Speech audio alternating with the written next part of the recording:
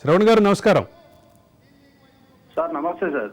Yeah Shravan గారు, ఏంటి అంటే టీఆర్ఎస్ పార్టీ మనం 100 తప్పులు చూస్తున్నాం. 100 తప్పులు చూసే క్రమంలో ఇదొక విచిత్రం కదా. 1100 కోట్ల అంటే ప్రభుత్వం నిర్ణయించిన ధర కాదు, ప్రభుత్వం ఏదైతే ప్రభుత్వ స్థలాన్ని ఆక్షన్ చేస్తే బహిరంగ వేలంలో ఎకరం 100 కోట్లు పోయింది అనేది అప్పట్లో సంచలనమైనటువంటి విషయం.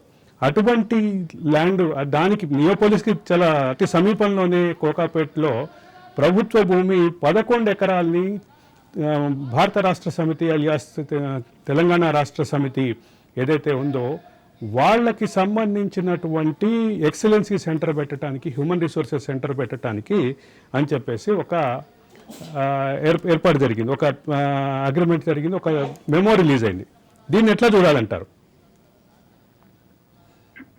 యాక్చువల్గా ఈ కోకాపేట్లో యా సర్వే నెంబరు 239 మరియు 240 ఈ రెండు సర్వే నెంబర్లలో BRS party institute of excellence and human resource development centre అనేది ఒక 11 ఎకరాల్లో ఏర్పాటు చేయాలని చెప్పి అప్పటి ల్యాండ్ అడ్మినిస్ట్రేషన్ డిపార్ట్మెంట్ నుంచి మెమో నెంబర్ 12425 ద్వారా ఒక ఎకరానికి 3.42 కోట్ల చొప్పున మార్కెట్ వాల్యూను కట్టి 11 ఎకరాలకు మొత్తం 37.53 కోట్ల ఫిక్స్ చేసి అప్పటి ప్రభుత్వం ఉత్తర్వులు జారీ చేసింది.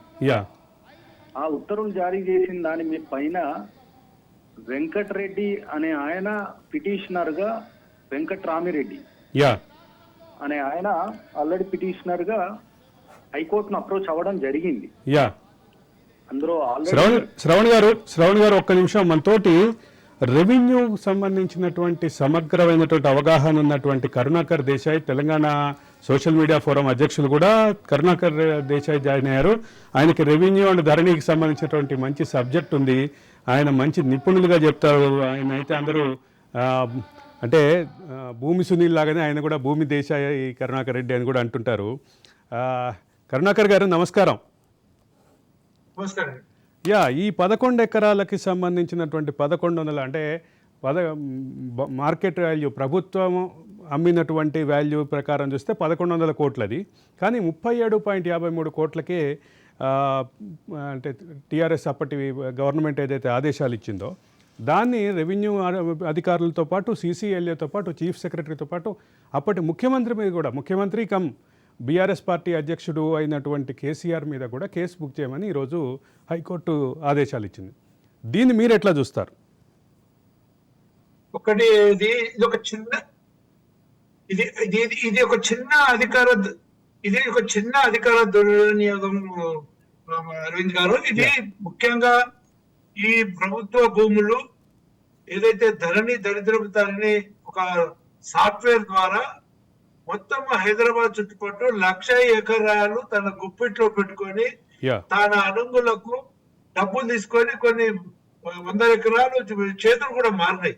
ఎందుకంటే ఇప్పుడు ఇది ఆయన చేసిన ఈ భూ కుంభకోణంలో ఇది సొంత పార్టీకి, తన సొంత పార్టీకి ఎకరం 100 కోట్లు యాక్షన్ లో పోయే దగ్గర కేవలము 11 ఎకరాలు 37.53 కోట్లకి ఇచ్చిందంటే ఇది మనకు కొంచెము ఇది కనపడుతుంది కాబట్టి మనం అనుకుంటున్నాం. ఈ విషయం ఆ రోజు కూడా మరి మా పేపర్లో వచ్చింది, చాలా మంది కూడా మేము ఈ విషయం మీద లేవనెత్తినాం. నాకు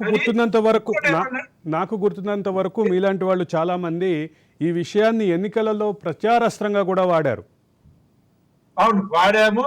వీళ్ళు ఏమంటారంటే కాంగ్రెస్ ప్రభుత్వం మాత్రం అప్పుడు ఇచ్చుకోలేదా, అది తక్కువకి ఇచ్చింది, వాళ్ళు ఇచ్చిన పద్ధతికి మేము ఇచ్చినాం అనేదో దాన్ని కప్పిపుచ్చుకోవాలని అనుకుంటున్నారు. రెండోది ఏంటంటే ఇప్పుడు నిజంగా చెప్పాలంటే ఇది ఒక్క దిక్కునే కాదండి, మొత్తము తెలంగాణ వ్యాప్తంగా జిల్లాలో అతి తక్కువ ధరకు టిఆర్ఎస్ బీఆర్ఎస్ మరి ఆఫీసుల కొరకు కూడా భూములు కేటాయించారు. ఆ భూములలో కూడా కరుణాకర్ గారు నేను మీకు ఒక విషయం గుర్తు చేయాలి.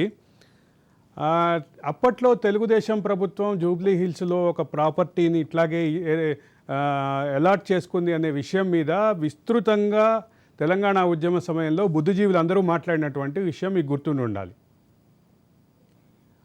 అటువంటి అప్పటి ప్రభుత్వాన్ని విమర్శించినటువంటి బుద్ధిజీవులంతా ఈ ప్రభుత్వం తీసుకున్నటువంటి నిర్ణయాన్ని విమర్శించారంటారా, ఖండించారంటారా? మీరు అది చెప్పాలి ఆ క్లారిటీ. అంటే నాకు నేను చెప్పి అదే అంటున్నా, మనకు ఇదేమో ఇక్కడ హైకోర్టు దృష్టికి పోయింది, దీన్ని ఇలా జరిగింది కాబట్టి మరి అరెస్ట్ చేయొచ్చు అనే దాని మీద కేసు నమోదు చేయండి అని అంటున్నారు. యా కానీ కేసు నమోదు చేయమనంటే ఇది మాత్రం మనకు మర్చిపోక తుంకే, కానీ ఇలాంటి చాలా జరిగినాయి అనేది నేను చెప్తున్నా అరవింద్ గారు. యా చాలా జరిగింది. అసలు మొత్తం కూడా ఇలాంటి కుంభకోణాలు, ఇలాంటి తన అనంగులకు ఎవరెవరికి ఇట్లా కట్టబెట్టిండ్రు, ఎంత తక్కువ ధరకు ఇలా ఇచ్చిండ్రు అనేది కంప్లీట్ దీని మీద అన్నిటి మీద ఎంక్వైరీ చేయమని, మరి ఎవరన్నా మన దీనిలో కూడా ఇంప్లీడ్ అయ్యి కనుక చేస్తే ఆయనకు శిక్ష పడితే ఆయన జీవితం కూడా సరిపోదు.